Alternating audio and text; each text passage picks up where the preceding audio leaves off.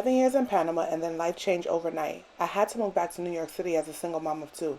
Figuring things out in real time, this channel is changing with me. New York City life, rebuilding, and traveling back to Panama where my family still is. No filter, just real life. Hello, V Squad. Welcome back to another episode of V Girl TV. Welcome back to my canal de YouTube, and I'm so happy to be here. I have officially hit 8,000 subscribers on YouTube. Hi, I'm so excited, and you guys are really loving my new Surviving New York City series. It's real life, and honestly speaking, I'm not even trying to be funny. I'm just really telling you the truth, right? So thank you to my new subscribers, people that have been following me and followed me through the series.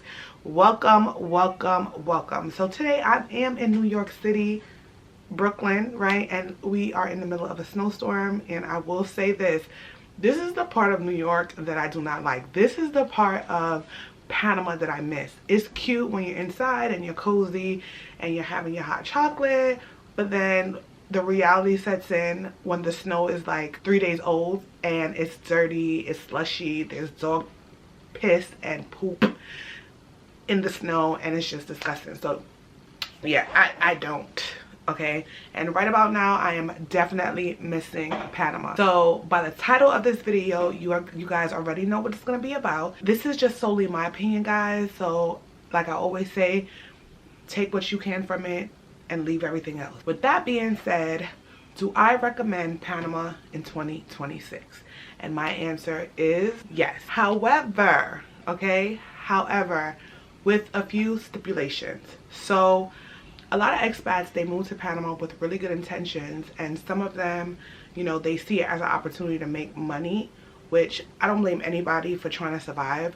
However, some actually are not really benefiting the country, and I'll give you an example, right? I'm gonna do a live on this tomorrow, so if you're interested, you can tune into my live tomorrow at around 8 p.m.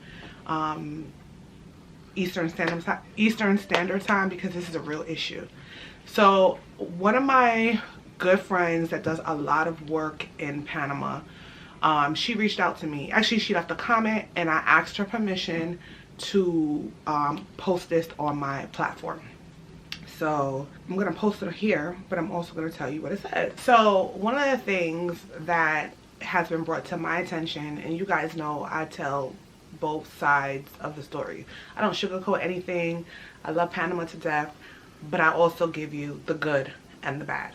So she reached out to me and she's like, hey, can we talk about how these immigrants are in Panama and making bank down there and taking away jobs from local businesses. And I'm just like, okay, like, let's talk about it. I told her, hey, if you want, I'll give you the platform we can do a live stream and you can speak about it. I do understand where she was going with this, because I have witnessed it with my own eyes. And honestly, at first it was an immigrant problem. And so a lot of expats refer to themselves as expats when in reality they are immigrants. So that is the first issue that these locals are saying, like, no, they're immigrants that come in our country and they're taking over our country and they're destroying out the little that we do have. We're struggling as it is, and they come in, and because they may have more money than us, we get overlooked. So again, I have made this claim countless of times, stating that Panama is a classist country, right? It doesn't necessarily have to do with your race, but more so how much money you have. And if you have $10 in Panama versus someone that has $1 in Panama, who do you think is going to get preferential treatment? Exactly. So in America, your money may not go a long way, but when you are in Panama, it does go a longer way.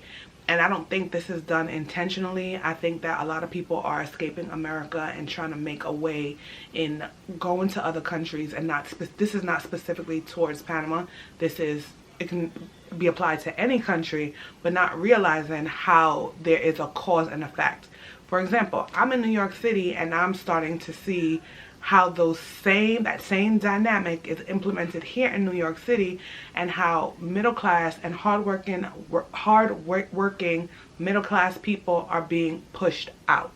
The only difference between Panama and the States is that we have a lot of social programs, social services that help low-income families, and in Panama there is no such thing as social services. You got to figure out how you're gonna make it, but the government is not coming to save you.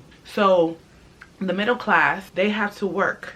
Okay, well, everyone has to work, but in this case we're specifically talking about the middle class. So the middle class in Panama is here. A middle class person that's coming from the States or Canada, they are now here. So now the locals, okay, are at a disadvantage when it comes to a lot of things. So for example, when it comes to buying houses, now they're being priced out. Why is that? Because people, okay, expats, immigrants, however you want to call it, even though that they are middle class in the US, their money will go a longer way in Panama. And then what happens is that a lot of these developers, a lot of these landlords, a lot of these people that's trying to sell these homes, they're going to sell it to these people because they know that they're going to make a larger profit from it. And then these people get stuck here. And before you know it, we're going to be looking at Panama like a lot of other countries that are just being bought out by immigrants. And Panama has a very strong culture where they feel like Panama is for Panamanians. And at first I was like, wow, that's crazy, because a lot of Panamanians go to other countries and they make it in other countries. But I understand why Panamanians have this logic. I'm the type of person that I see things from different lenses. I don't only see things from my own personal lens. So if you disagree with what I'm saying, I can understand why someone, it's not their shared experience, they will not relate. In their mind, they're saying, listen, I'm trying to build generational wealth for my family. I am trying to make bank for my family. They don't really care about the population. So does that make us any different from the people that are actually doing the same thing in the States? Food for thought. So that's why I say that I do recommend Panama in 2026. It's just, what are your intentions? Like, how are you going into this? Now, what I would say is, if I'm a person, I already have my retirement check, I'm not trying to do too much, okay? I'm getting my Social Security, I'm getting whatever it is, and I'm just trying to survive. Absolutely, right? I get it. Everyone should be entitled to housing. That is a right.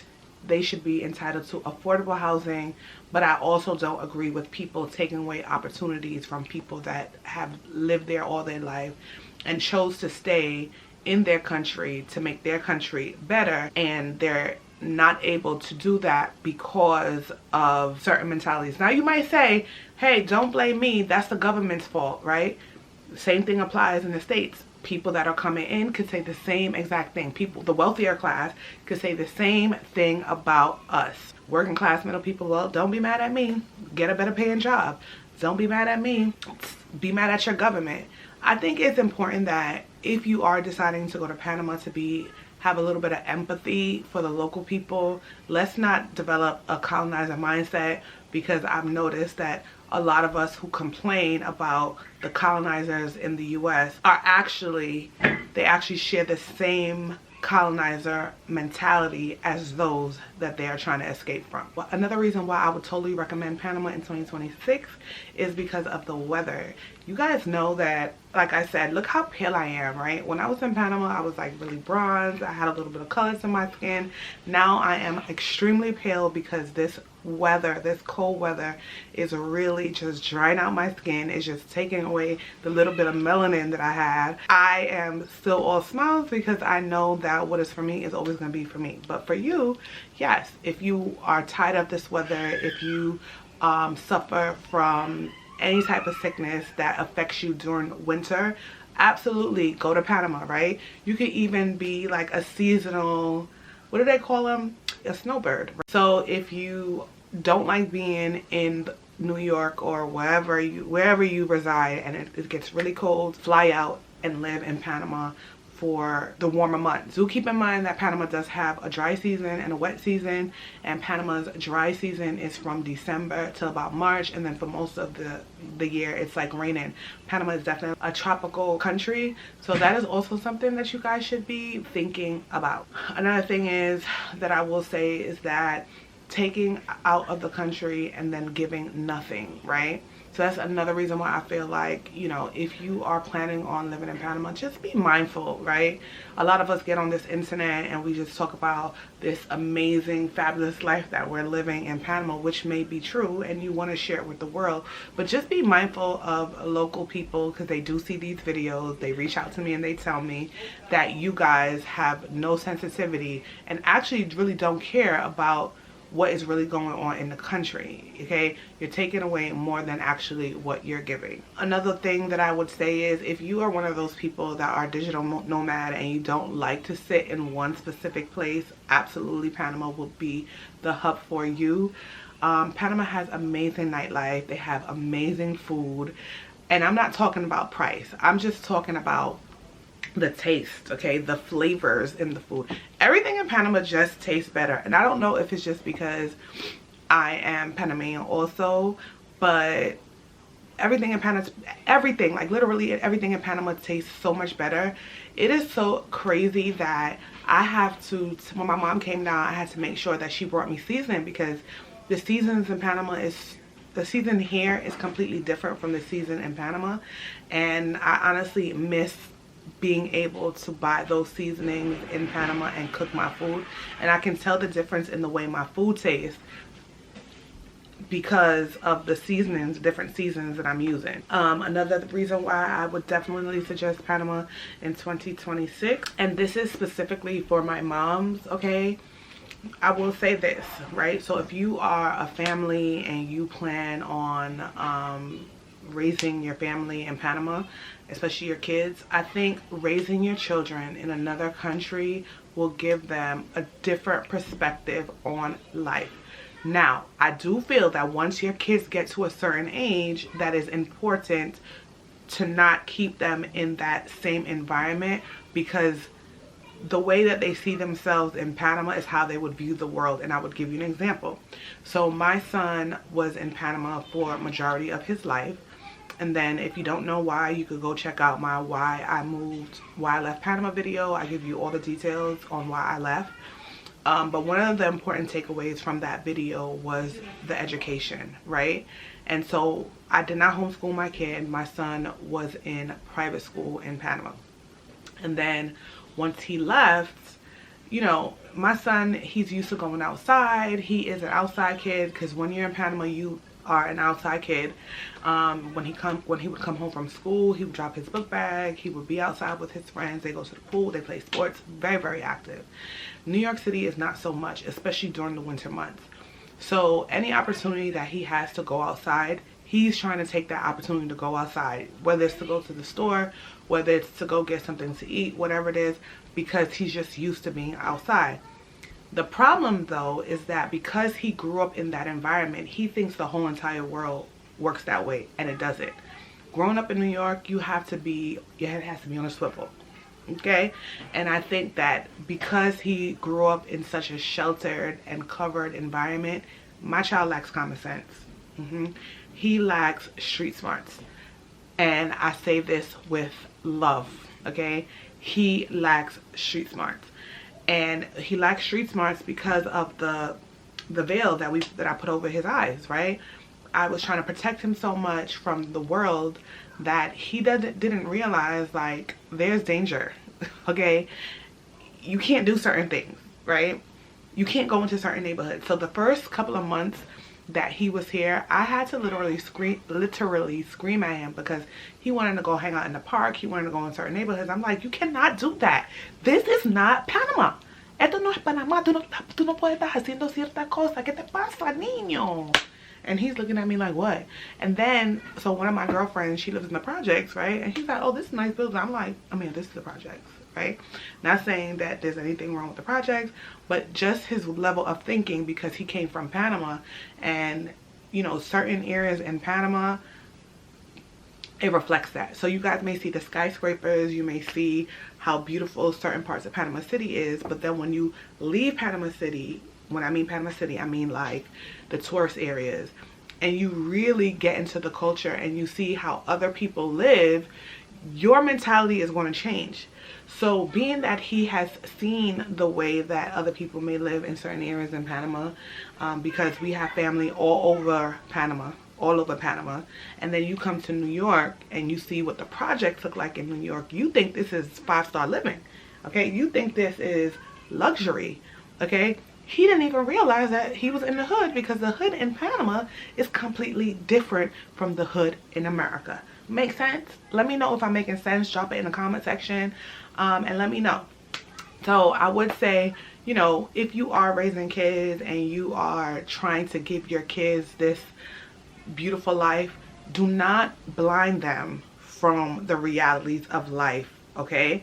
Because just like there are hoods in Panama and you may live in a gated community, once you step outside that community, life is completely different for other people. So we don't want to raise our kids to be culturally irresponsible, okay, or culturally unaware or insensitive.